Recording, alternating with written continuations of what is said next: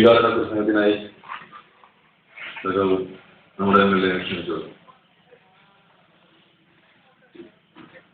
പ്രിയപ്പെട്ട യോഗാധ്യക്ഷൻ Shafi, CPIM മുന്നേയുടെ secretary Surendran,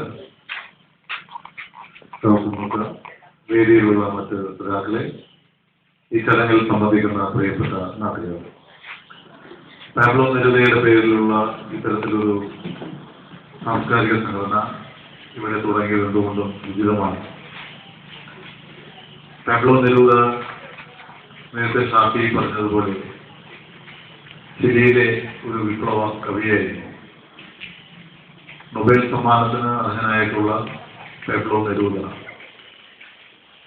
Latin അമേരിക്കയിലെ ഏറ്റവും പ്രമുഖനായിട്ടുള്ള കവിയും ചിന്തകനും ചിലിയിലെ കമ്മ്യൂണിസ്റ്റ് പാർട്ടിയുടെ പോളിറ്റ് ബ്യൂറോ അംഗവും ഒക്കെയായിരുന്നു. നെരൂദ അമേരിക്കൻ സാമ്രാജ്യത്തിന്റെ കരങ്ങളാൽ വധിക്കപ്പെട്ട കവി കൂടിയാണ്.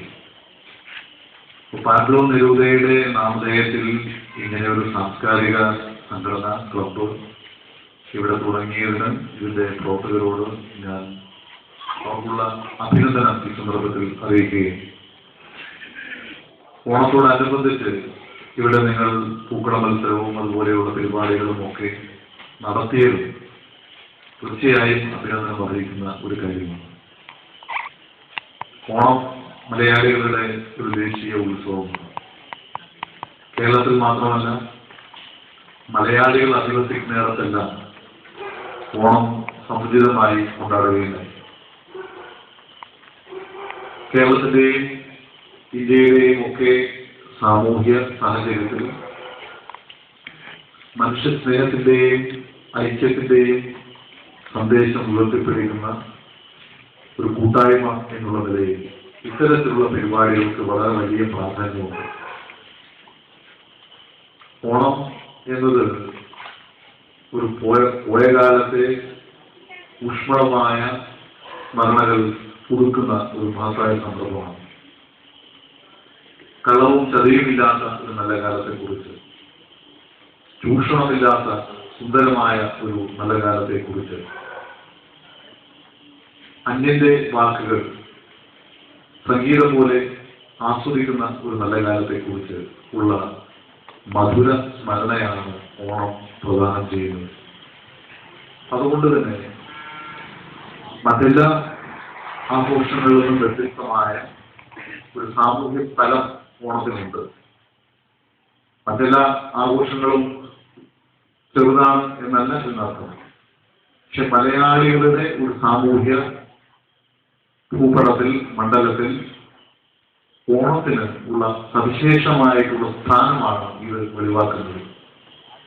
എല്ലാവരും ഒന്നാണ് എന്ന ഒരു സങ്കല്പം. എല്ലാ ജാതിയിലും, എല്ലാ മതത്തിലും, എല്ലാ വിഭാഗത്തിലുംപ്പെട്ട ആളുകൾ ഒന്നാണ് എന്ന സങ്കല്പം. ആ സങ്കല്പമാണ് ഓണം ഉയർത്തിപ്പിടിക്കുന്നത്. അതുകൊണ്ട് തന്നെ ഓണാഘോഷം വിപുലമായി സംഘടിപ്പിക്കുന്നത് എല്ലാ ഗ്രാമങ്ങളിലെയും മതനിരപേക്ഷവാദികളുടെ, സെക്യുലറിസ്റ്റുകളുടെ കടമയാണ് എന്ന് നമ്മൾ കരുതുന്നു. ഇന്ന് ജാതിയുടെയും മതത്തിന്റെയും ഒക്കെ പേരിൽ ഭിന്നത വളർത്താൻ ശ്രമിക്കുന്ന ഇരുട്ടിന്റെ ശക്തികൾ വളരെ വളരെ സജീവമായിട്ട് നിൽക്കുന്ന ഒരു കാലഘട്ടമാണ്. നമ്മുടെ നാട്ടിൽ മാത്രമല്ല, നമ്മുടെ സംസ്ഥാനത്തും രാജ്യത്തും ലോകത്തും ഒക്കെ അത് നമ്മൾ കണ്ടുകൊണ്ടിരിക്കുകയാണ്.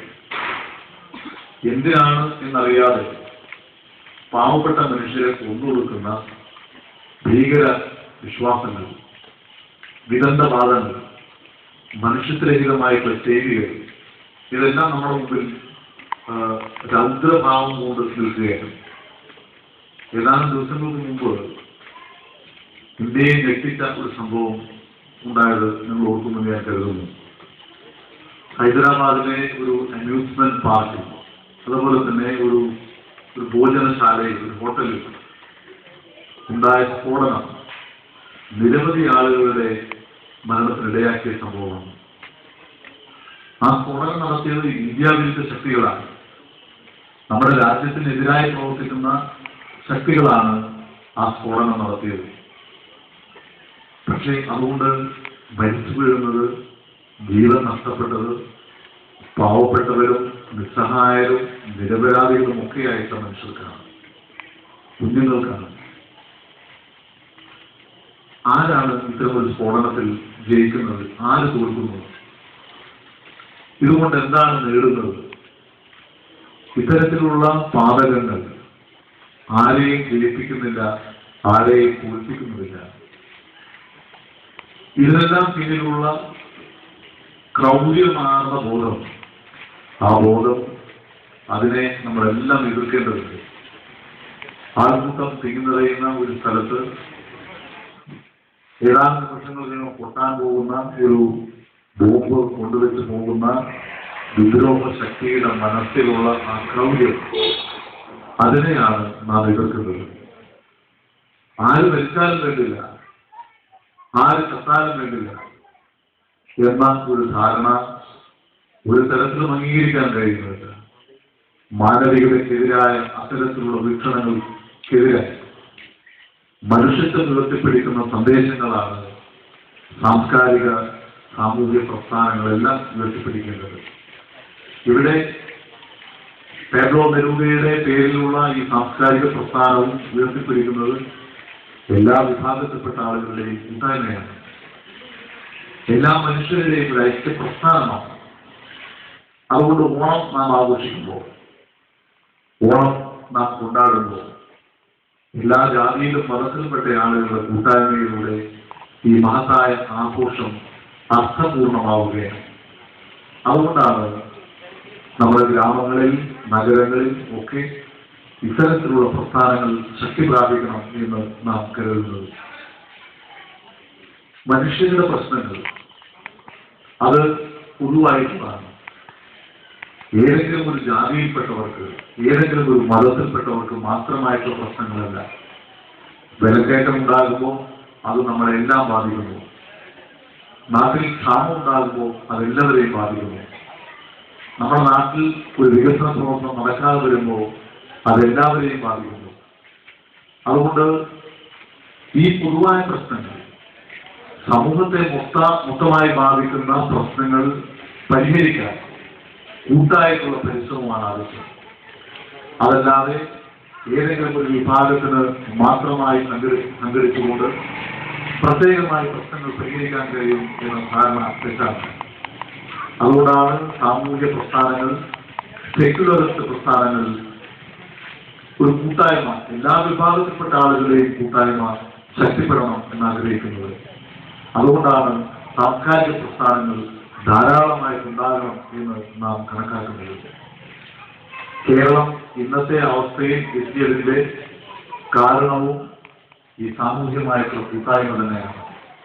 എത്രയോ പ്രദേശങ്ങളിൽ, എത്രയോ ഗ്രാമങ്ങളിൽ മാനവികതയുടെ മഹാസന്ദേശം ഉയർത്തിപ്പിടിച്ചുകൊണ്ട്, ഇതിന്റെയും ഐക്യത്തിന്റെയും സന്ദേശം ഉയർത്തിപ്പിടിച്ചുകൊണ്ട് പുരോഗമന ചിന്താഗതിക്കാരുടെ ശക്തമായ കൂട്ടായ്മകൾ ശക്തി പ്രാപിച്ചതുകൊണ്ടാണ് കേരളം എന്ന ഈ സംസ്ഥാനം തന്നെ ഉണ്ടായത്.